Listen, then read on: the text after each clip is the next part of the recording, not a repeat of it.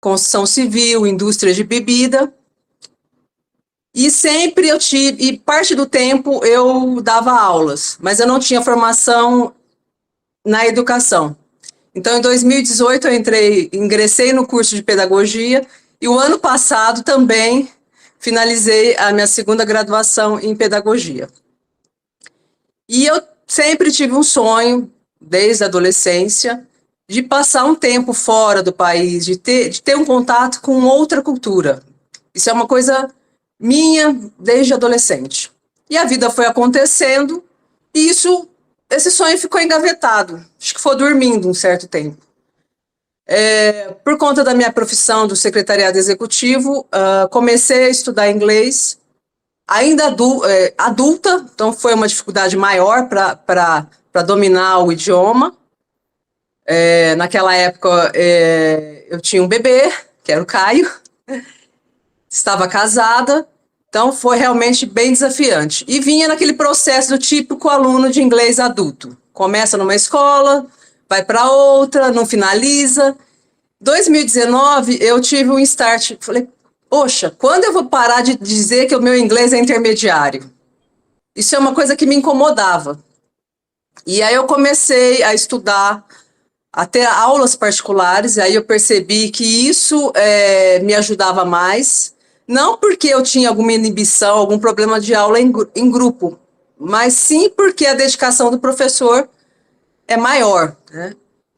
E logo veio a pandemia, em 2020, a minha professora naquela época, por questões pessoais, parou de dar aulas, e eu, por conta da pandemia também, não queria, já que eu tinha decidido que o inglês não seria mais uma barreira para mim, seria um desafio a ser vencido, eu decidi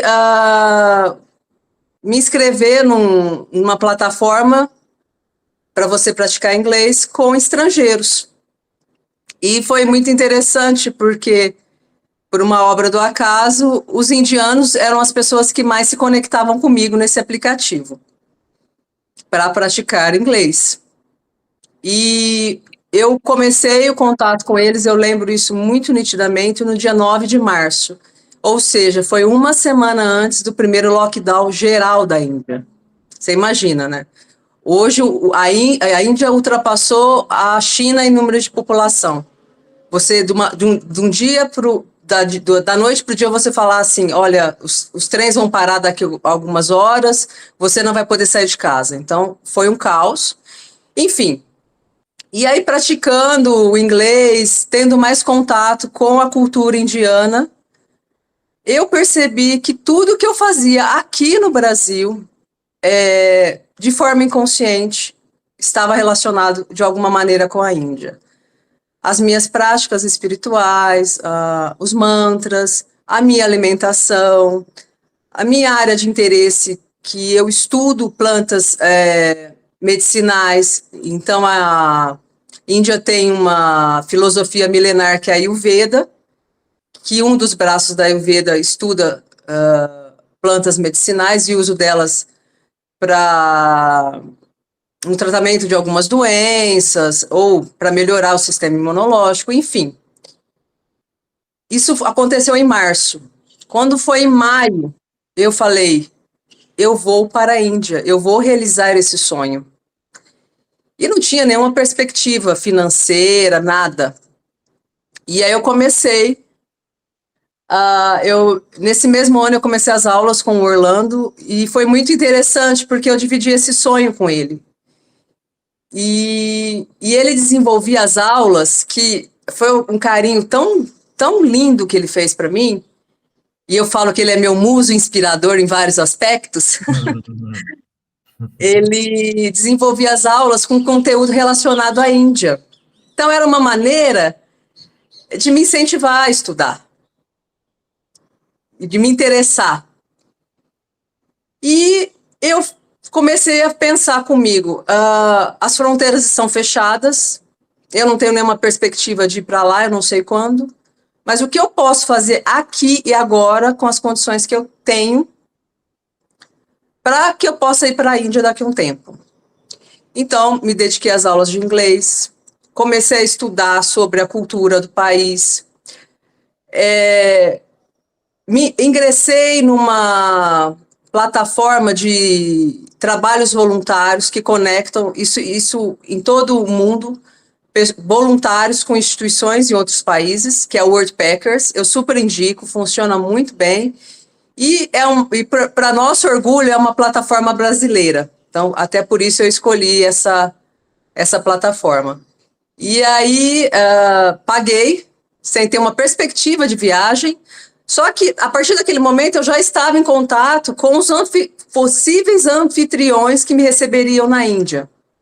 Possíveis instituições que eu poderia trabalhar como voluntária. E comecei a pesquisar os lugares. Eu ia viajar sozinha, minha primeira viagem internacional na vida, com 48 anos, e tinha o plano de estar lá 6 meses. E assim foi.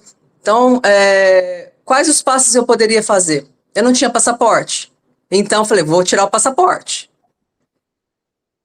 Polícia Federal fechada. Esperei acho que 2 meses para poder tirar o passaporte, porque nós estávamos na pandemia. Eu vou tirar o visto. Consulado indiano fechado. Então, assim, eu esperei por mais de 1 ano para que o consulado reabrisse para poder tirar o visto. E nesse período de espera eu fui juntando dinheiro, porque eu entendia que eu queria ficar o tempo máximo possível lá. Então, o e-visa, que é aquele visa eletrônico que nos permite estar lá 1 mês, não era o suficiente para mim, porque eu decidi ficar lá o máximo possível. E é isso. Foi um sonho que eu realizei e que me acompanhou durante muitos anos, desde a minha adolescência. Espero ter respondido a pergunta.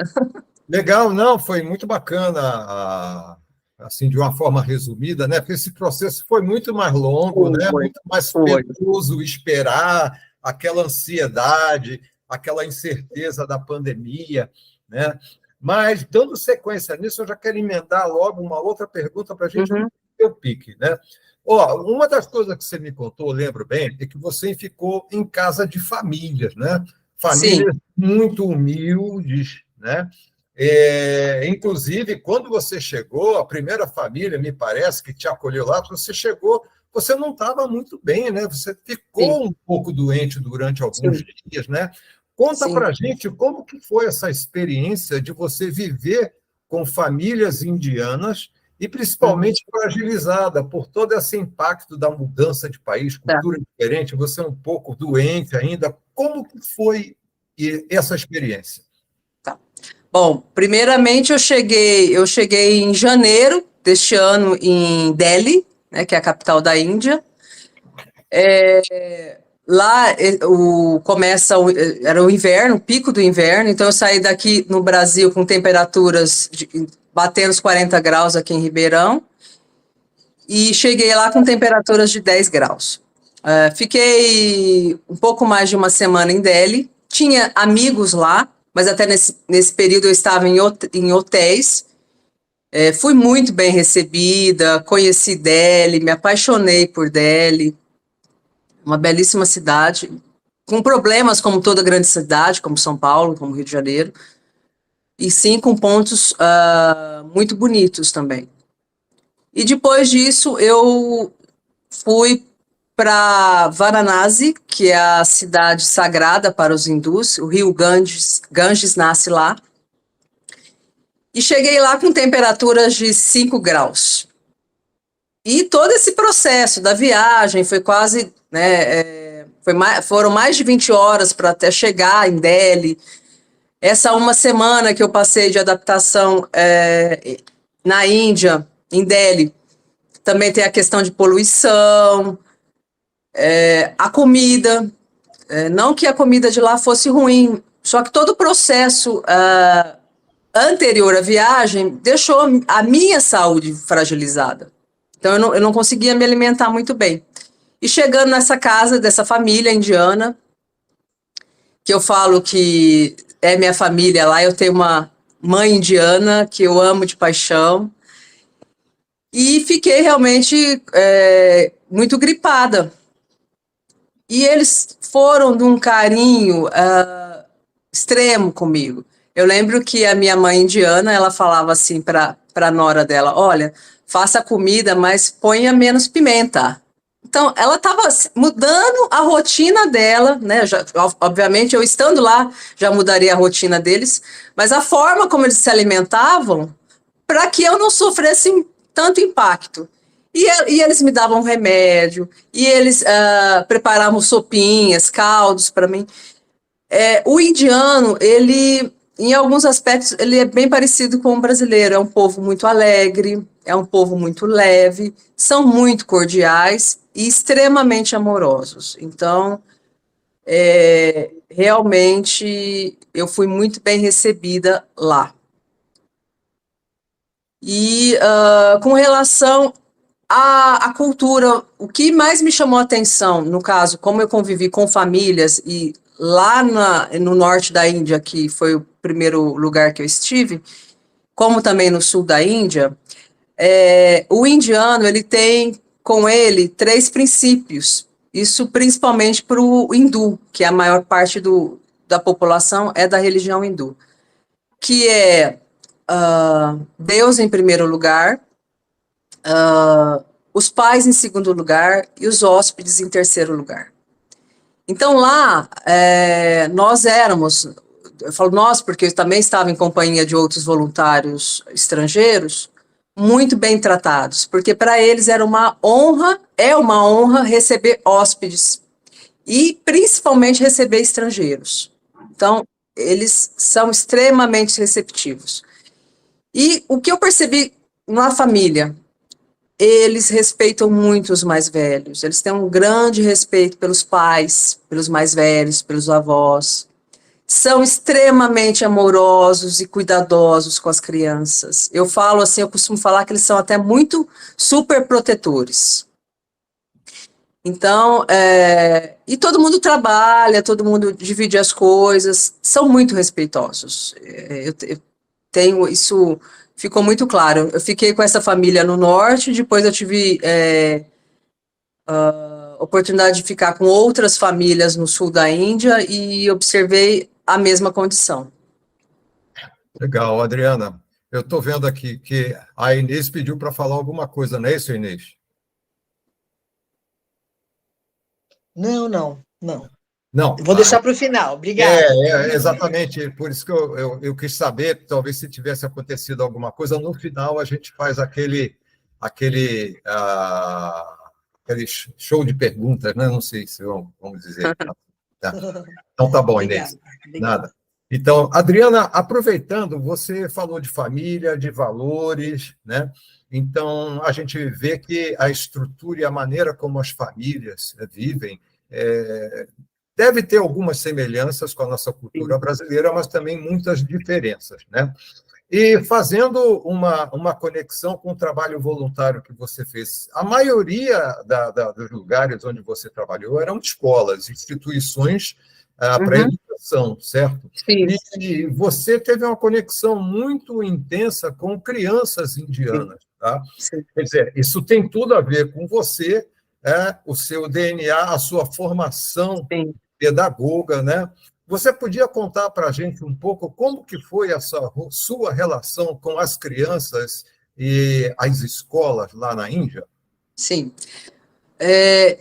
O que eles são diferentes em relação às crianças brasileiras? Como eu disse, eles têm muito respeito pelos pais e pelos mais velhos e pelos mestres. Então, as crianças, mesmo as pequenininhas, são muito disciplinadas, são muito educadas. Então, tinha menininhos lá de 3, 4 anos que eles pediam licença para entrar dentro da sala para o professor. Eu achava isso muito bonito. Então, eles são muito disciplinados, são muito educados, são extremamente amorosos. E uma coisa que eu senti de início me impactou bastante, e eu já tinha dito isso, os pais indianos são muito protetores, super protetores. Então, as crianças indianas, em geral, elas são mais sensíveis do que as brasileiras. Então, você falava um não, obviamente, alguma coisa que a criança estava fazendo que não estava de acordo ali com as regras da escola, a criança despencava a chorar. E chorar, assim, de lágrimas, assim, copiosamente. Aí, nossa, o que eu faço? E aí, era a hora, eu pegava no colo, eu conversava. Eu particularmente, trabalhei com crianças pequenas, então, de 3 a 7 anos, eu tive a oportunidade de trabalhar com adolescentes. E só fazendo um parênteses, então eu fiquei, quando eu cheguei à Índia, eu fiquei 15 dias no norte da Índia e fui para o sul da Índia, propriamente no estado de Kerala.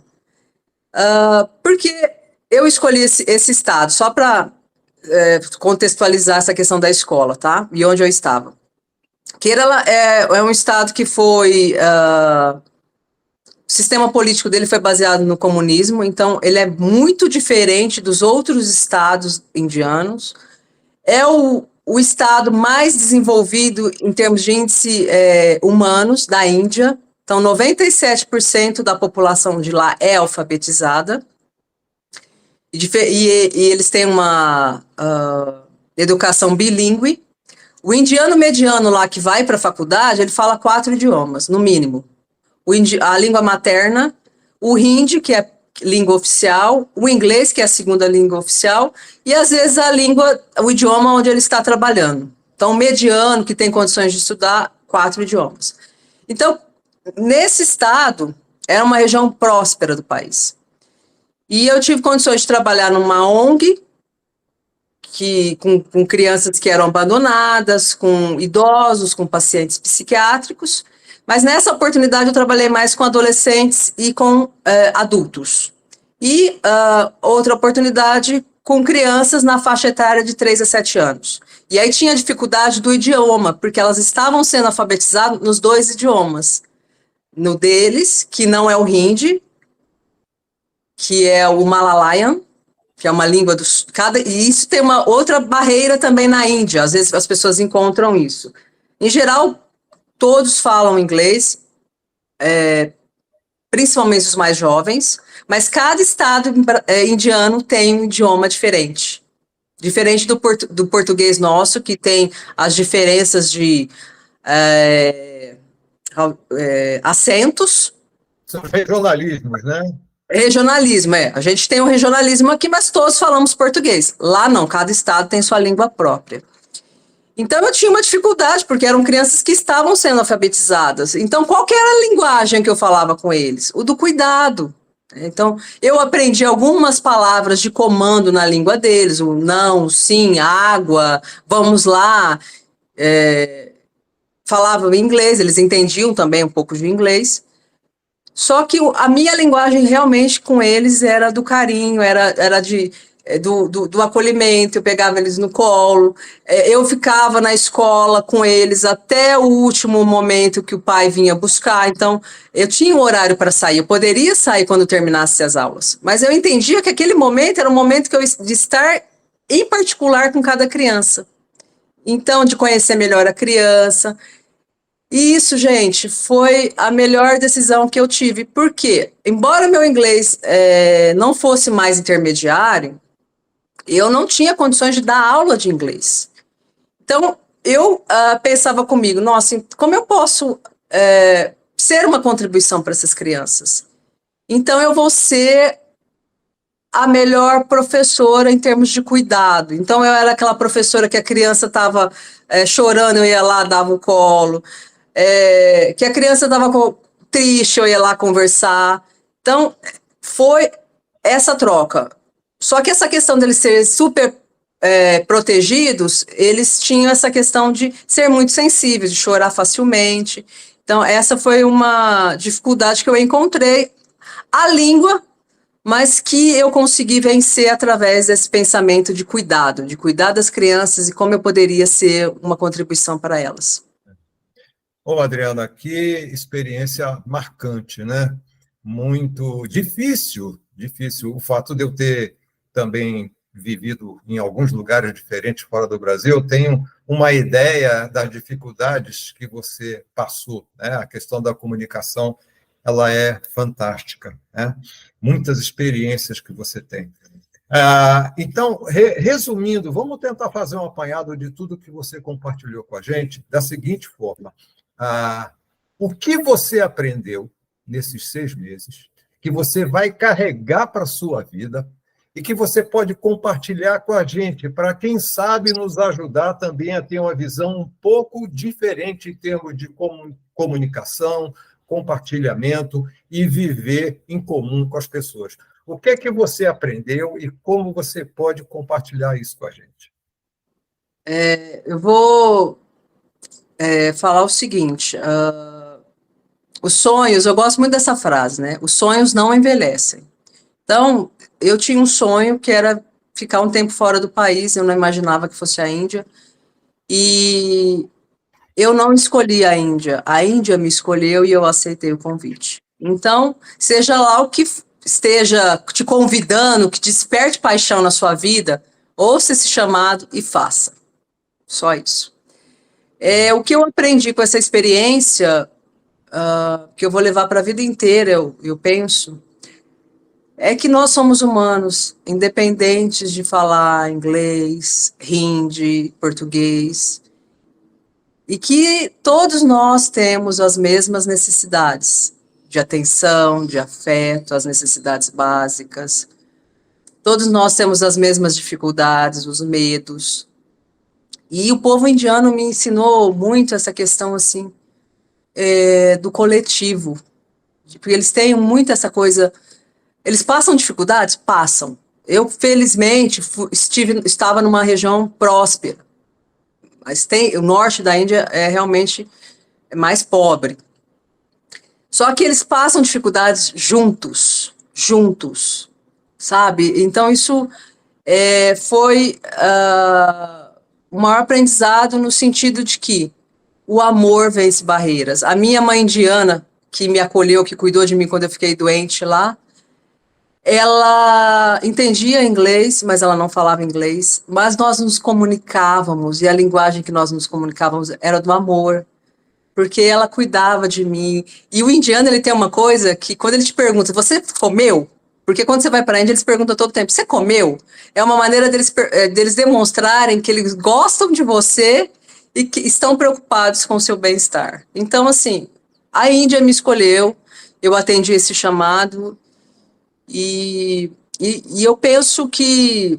eu tenho certeza disso. A viagem foi transformadora, mas não a viagem, o processo todo, porque foram 2 anos me preparando, estudando, planejando para estar lá. E é isso. Só ouça o seu chamado aí, o que tá movendo a sua alma, e faça. Legal, que bacana, Adriana, que bom ter a oportunidade de ouvir essas palavras que você compartilhou com a gente. Bom, agora eu quero ir para a última pergunta, tá? E depois disso, cada um vai poder fazer uma pergunta para você, ok? Então, vamos lá. Bom, você voltou da Índia, chegou no Brasil, tem que começar a trabalhar, tem que fazer, né? A vida segue, né? Sim. Mas eu imagino que você deve ter algumas ideias na cabeça, alguns projetos, alguma coisa. Eu sei bem como é que é isso, já passei por isso, né? Sim. Você tem algum projeto? Você está pensando em alguma coisa um pouco mais à frente que poderia compartilhar com a gente? Eu cheguei ao Brasil, eu fiquei de janeiro a junho na Índia, estive em vários estados, né, lá. E em julho, quando eu cheguei aqui, depois de 6 meses lá, eu me dei um tempo de 30 dias para regular meu organismo, regular meu sono, me readaptar ao país e tudo mais. Depois disso, fui procurar trabalho. E hoje eu trabalho como back-office numa empresa de telecomunicação, um meio período. Desses 3 meses, a minha rotina, eu não tive rotina, porque estava me adaptando a essa empresa. Meu plano futuro, retomar os estudos do inglês, porque eu sou muito grata ao Orlando e todas as pessoas que me apoiaram nesse processo, ao meu filho, a Fábia, que está aqui com a gente. Quantas vezes eu ligava para ela, olha, aconteceu isso, assim, de coisas, compartilhando coisas boas e coisas ruins. E as pessoas estavam comigo o tempo todo, inclusive o Orlando foi uma delas. E eu tenho projetos futuros, como eu falei, retomar os estudos do inglês. Muito antes de eu aterrissar, né, na Índia, eu já estudava o idioma deles, que é o Hindi. Então, continuo meus estudos com o Hindi, porque eu simplesmente me apaixonei por esse idioma, por essa língua. Eu continuo em contato, como eu falei, tenho família lá, e fui muito abençoada porque eu tenho duas famílias. Eu tenho uma no norte, que é essa família que me acolheu, que cuidou de mim. Tenho uma família no sul da Índia, que é a família do diretor da escola que eu trabalhei por último, lá. E tem alguns projetos com essas organizações indianas. Então, a ideia é apoiar esses projetos de alguma forma, desenvolver esses projetos em parceria com essas instituições indianas. E viver da melhor forma possível aqui no Brasil. Legal, bacana, Adriana. Muito legal por compartilhar, inclusive, essas emoções com a gente, porque nós somos humanos, nós não somos feitos só de ideias e de coisas assim objetivas, né? Bacana. Bom, agora nós chegamos naquela parte, né, que eu mencionei, e cada um dos participantes pode fazer uma pergunta, tá? Só uma pergunta. E, Adriana, procure ser assim, mais objetiva possível, né? Não é deixar de dizer alguma coisa importante, mas ser o mais objetiva, de maneira que todo mundo tenha a oportunidade de fazer a pergunta que está aqui, ó, na boca, querendo sair, né? Tá bom? Certo. Então, olha, eu vou nomear para ficar mais fácil. Ó, eu estou vendo aqui a Inês e a Aurélia pedindo para fazer pergunta, mas eu vou dar a palavra primeiro para a Inês. Tá? Então, André, a sua história, ela é, assim, inspiradora. E porque todos nós, às vezes, pensamos em fazer alguma coisa diferente, uma coisa que a gente acha, assim, super ousada, mas poucos de nós se atrevem a fazê-las, né? Porque sair da zona de conforto e da realidade, tem família, né? Todos nós temos, e aí você vai para o incerto. Eu queria saber de você. Bom, primeiro que para mim, você sabe, eu já me expressei em relação a isso, você é uma inspiração. Assim, você sabe do carinho que eu tenho, e já te falei isso algumas vezes. Mas eu queria saber, assim, com toda a ousadia que você teve, né, com essa coragem de ir e tal, qual foi o seu maior medo?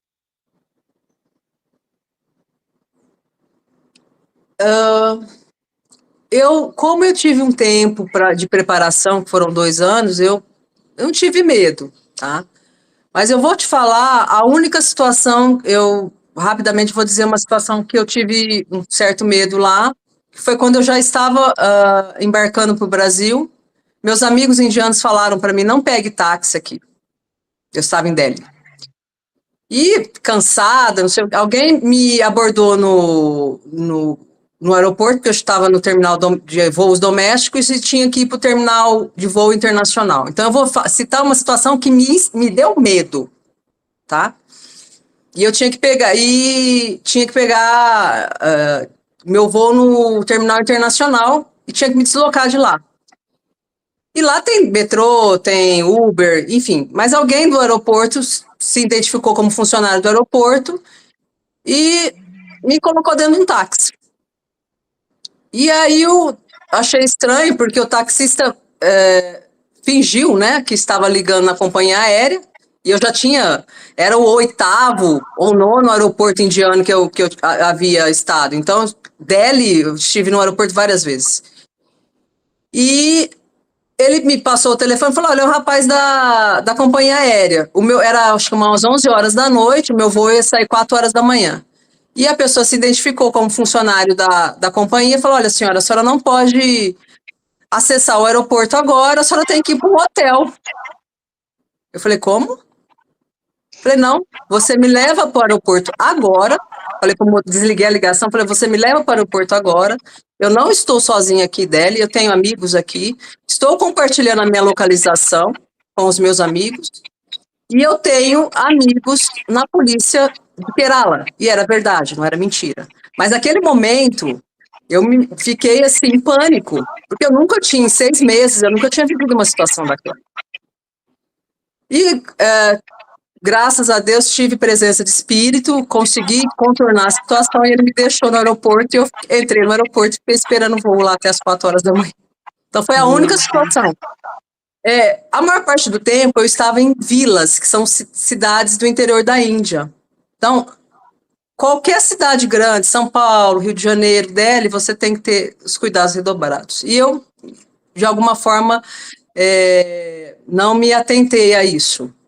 E, felizmente, consegui contornar essa situação. Então, essa foi uma situação que eu me vi em perigo e senti medo. Mas, no geral, eu não me sentia medo. É um país muito seguro, viu? Principalmente nas cidades onde eu estava. Legal. Entendi. Inês, Obrigada, viu? Inês, obrigado pela sua pergunta, foi muito legal. Adriana, que legal você compartilhar essa situação com a gente aprende com isso, né? Sim. Agora, Aurélia, sua pergunta. Ai, graças a Deus. Idri, tudo bem? Ai, querida, saudade. Tô na rede, ó. Ai. Querida, eu queria saber uma coisa um pouco mais prática. Eu imagino que todo esse envolvimento emocional na Índia deve ser bem grande, mas eu queria saber, assim, para as pessoas que têm interesse em viver uma experiência como essa, qual foi a coisa que você teve mais dificuldade em se adaptar lá? Foi comida? Foi segurança? Foi água? O que foi para você o mais difícil de se adaptar? As pessoas falam que o indiano não tem higiene. Para mim, isso é uma cultura. Lógico que a gente tem o hábito de lavar as mãos para comer, para pegar os alimentos. E eu me via em situações assim, que eu ia, um amigo meu falava: vamos comer aqui, comida de rua. Eu pouco comia comida de rua lá, tá? Porque a maior parte eu estava realmente em casas de família, então eu comia o que eles comiam. Mas o cara lá, com aquela mão lá, pegava as coisas de qualquer jeito. Os banheiros indianos são bem difíceis, porque pela cultura deles, eles acham que lavar banheiro é um demérito. Então, só que o que eu pensava comigo? Gente, eu tô aqui. Se eu tô num lugar que eu acho que o banheiro tá sujo, e eu tenho condições de lavar esse banheiro, eu vou lavar esse banheiro e vou usar. O meu amigo tá me oferecendo uma comida que, putz, não parece ser muito higiênico. Mas ele tá me oferecendo com tanto carinho, com uma coisa tão boa, uma energia tão boa, isso não vai me fazer mal. E assim, por incrível que pareça, eu estive lá 6 meses e não tive nenhum piriri comendo a comida que eles comiam. Que bom. Então, realmente, essa questão, assim, que às vezes pode ser difícil para as outras pessoas se adaptar a essa questão de higiene. Só que uma coisa que a gente precisa ter é flexibilidade, porque eu sou hóspede, lá é casa deles, lá não é minha casa. Então, eu devo respeitar a casa deles e ser flexível, lógico, dentro dos meus limites, respeitando os meus limites. Só que entenda, eu sou hóspede. Espero ter respondido a tua pergunta. Ok. Beleza, está respondido?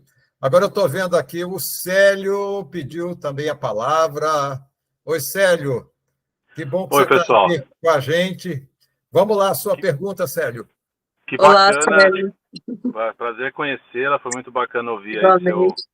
sua experiência e a sua força para conseguir ir atrás do sonho, né? É muito Sim. fácil você simplesmente, não vai dar, isso tá fora e parte para outra, né? Isso foi muito Sim. legal. Também as oportunidades a gente acaba criando. Sim. E aí eu fiquei numa dúvida, porque você comentou sobre ser um trabalho voluntário, né? Sim. Na plataforma Parker, como é o nome? Wordpackers. Ok. E aí você disse que se preparou por um tempo financeiramente para poder fazer isso, mas lá, né, no dia a dia, o seu trabalho, eu entendi que você foi dar aula de inglês? Não, eu cuidava de crianças pequenas, Você de foi 3 a para 7 anos. cuidar. Cuidar. Cuidar dentro da escola ou nas residências? Não, nas escolas. Eu trabalhava em escolas e ONGs indianas. Tá, então, comparado aqui com o Brasil, está falando de alguma creche ou algo similar a isso? Sim, uma pré-escola, porque eram crianças de 3 a 7 anos que estavam sendo alfabetizadas, tanto no Tá idioma bom. Você era delas uma. quanto no inglês. Tá, você Era uma era cuidadora. Uma? Cuidadora, Uma cuidadora, mas dentro da escola. Isso aqui não é dentro da muito escola. comum, né? Talvez uma assistente de sala, algo assim. Sim, Tá, isso. tá bom. E aí isso era voluntário, então você não tinha ganhos Sim, financeiros com isso, certo? sim. E, Como funciona essa plataforma, até te cortando? não vai Você lá. se cadastram, eles te colocam em contato com os anfitriões, e os anfitriões te oferecem hospedagem e alojamento. E alguns, não todos. Eu trabalhei numa ONG, numa região de montanhas, em que era lá também, que o anfitrião lá era extremamente receptivo. Então eu conheci muitos lugares lá, e talvez como turista eu não teria oportunidade de conhecer, porque são lugares que os nativos conhecem. Certo. Então eles chegavam e falavam assim, olha, vou te levar na minha vila. Eles passavam um dia passeando com a gente. Então, o trabalho voluntário lá funciona dessa forma, não lá, né? Normalmente essas plataformas, tem outras plataformas, então eles oferecem alojamento, refeição, alguns oferecem passeios, como foi o caso desse anfitrião, e fora todo o intercâmbio cultural que nós temos, né? Isso sem dúvida, acho que é o maior ganho, nem se tivesse que ficar por conta já valeria a pena, né? Sim. Mas então assim, resumidamente você fez esse contato, foi recebido por anfitriões. Quando você fala assim, para mim, você está falando de uma família que recebeu você lá. Não. Os responsáveis pela instituição, responsáveis pela escola. Certo. E aí... Eu já tinha contato com indianos, eu tenho amigos lá. Então, eu não ficava só o tempo todo nas escolas. Então, eventualmente, eu ia para casa de famílias, que são casas das famílias dos meus amigos, ou até mesmo no lugar que eu trabalhava, eu criava um laço de amizade, as pessoas me convidavam para a casa deles. E os indianos têm muito isso, eles gostam de vocês, eu falo, vai lá para minha casa. Simplesmente convido, aí você fica lá. Tá bom. Então assim, a experiência bom, eu vou fazer um trabalho, esse trabalho não é remunerado, mas eu vou ter o que comer e onde dormir, tá certo? Sim. Vou passar o dia trabalhando e vou ter onde ficar. E tudo que vem junto disso, que no caso você já tinha desenvolvido amizades e tudo mais. Então, assim, as outras coisas que estão envolto disso, você tem que se sustentar. Então, você precisa ter a sua reserva financeira para qualquer eventualidade que ocorra lá, né? Sim.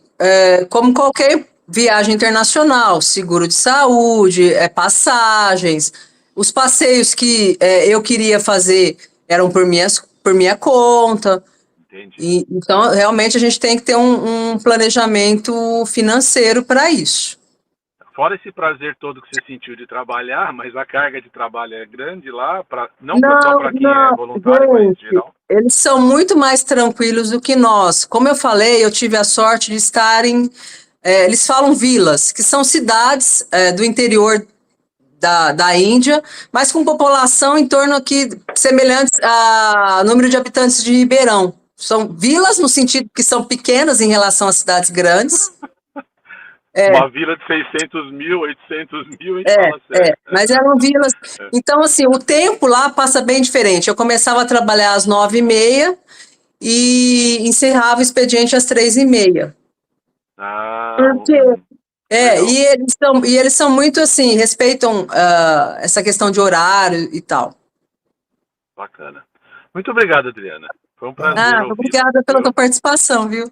Obrigado, Orlando, pela oportunidade. Opa, que ótimo. Alguém mais quer fazer alguma pergunta? Fábia, o Caio, meu amigo Hernandes. Pri,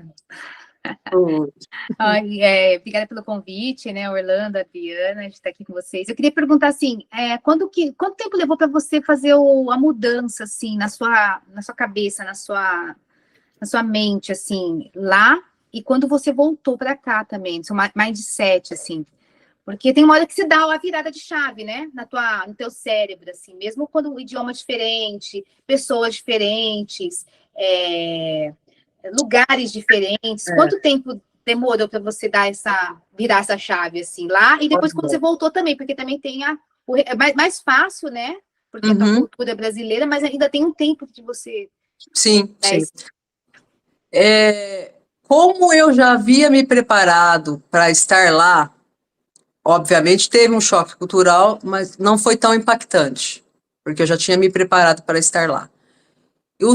O primeiro mês que eu estive na Índia, então, eu fiz um pouco de turismo e fui estudar Ayurveda. E foi meu primeiro desafio, né, Orlando, com relação ao idioma, porque eu tive aula durante 2 semanas, todos os dias, de segunda a sábado, o dia todo em inglês, com diferentes professores. Então, naquela época foi muito cansativo. E estava ali focada nos estudos. Então, a virada de chave foi quando eu fui trabalhar a primeira vez com trabalho voluntário, isso já tinha 1 mês que eu estava lá, e numa organização, num orfanato. Então, eram as crianças, as pessoas que eram assistidas lá, eles eram muito bem cuidados, só que era muito pobre. Então, foi realmente a virada de chave, foi isso. Foi como me adaptar. E esse anfitrião que a gente tem contato, eu tenho contato com todos os anfitriões até hoje. E como eu disse, tenho projetos em desenvolvimento com algum deles. Esse anfitrião é uma ONG, só que ele não tinha muito estruturado as atividades dos voluntários, então você ficava muito à vontade para fazer o que você quisesse. E aí eu falava, nossa, o que eu vou fazer? Porque as crianças de manhã ficavam o dia todo na escola, chegavam só no final do dia. Então eu ia para a cozinha, ajudar as mulheres, às vezes eu fazia algumas atividades com as idosas, porque a barreira, os idosos, eles não falavam inglês, e muitos eram muito medicados, então tinha uma resposta muito rápida.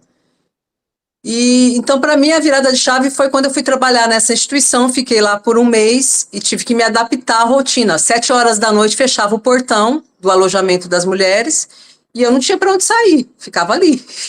Então, realmente essa foi a virada de chave.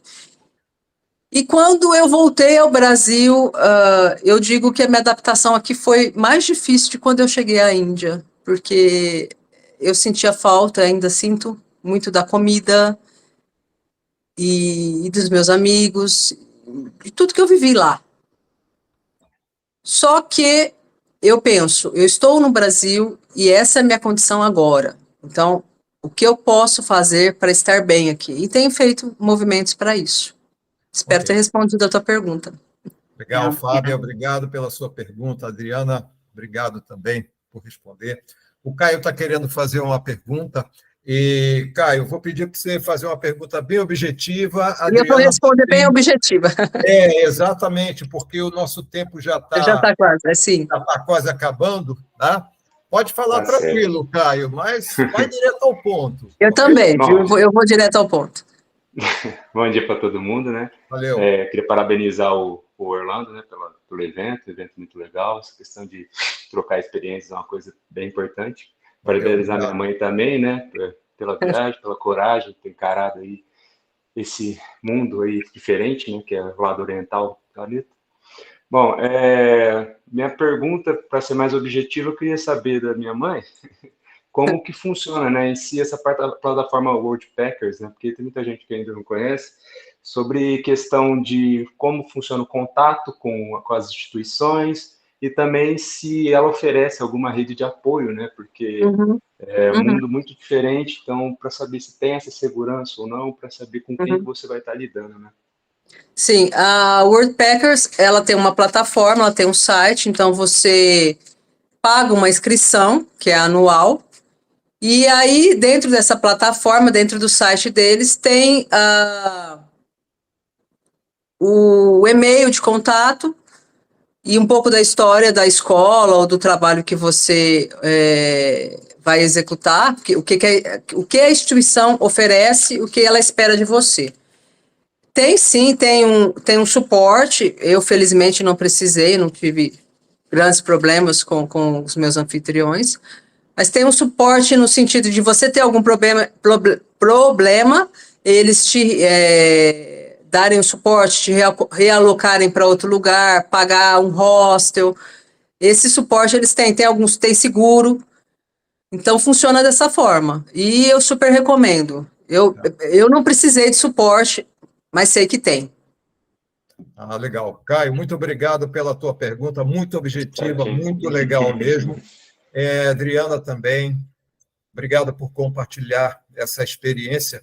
E como eu tenho o WhatsApp de todos, eu vou verificar o site direitinho, se tem algum aplicativo online da Worldpackers, e eu mando essa informação no WhatsApp de vocês.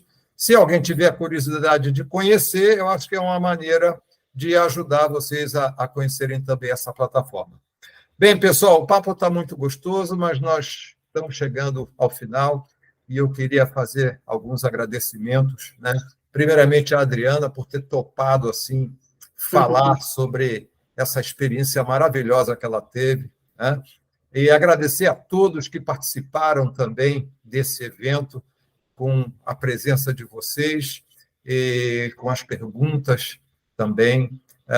Eu sou muito grato por isso, e muito obrigado. Né? E eu queria que a Adriana encerrasse esse evento com alguma palavra de apoio, de incentivo, para que quem tem os seus sonhos que vão em frente e realizem. Estou vendo meu amigo Hernandes aqui. Ok, então, Adriana, fala para a gente o que a gente faz para sonhar e transformar esse sonho em realidade. Dá a sua versão para nós, aí a gente encerra. Sim. Como eu disse nesse bate-papo, né, do começo até agora, você primeiro acreditar que é possível. Uma vez eu ouvi uma pessoa dizendo que a gente tem sonhos e a partir do momento que a gente coloca isso em prática, isso é a realidade. Se você não toma atitudes, não coloca isso em prática, você tem apenas um sonho. Então, vivam seus sonhos e coloquem-os em prática. É a coisa mais maravilhosa do mundo, eu acho. E é isso. Que legal. O Orlando também, para quem não me conhece, pode compartilhar o meu contato, se às vezes precisar de mais alguma informação. Estou aqui à disposição também. Legal, então eu vou compartilhar também o seu WhatsApp. Quem quiser alguma informação adicional sobre detalhes sobre viagem, a plataforma Worldpackers, eles entram diretamente em contato com você. Sim, claro. Adriana, e gratidão, viu, por cada um de vocês. Muito obrigado, um ótimo dia para você, um ótimo final de semana.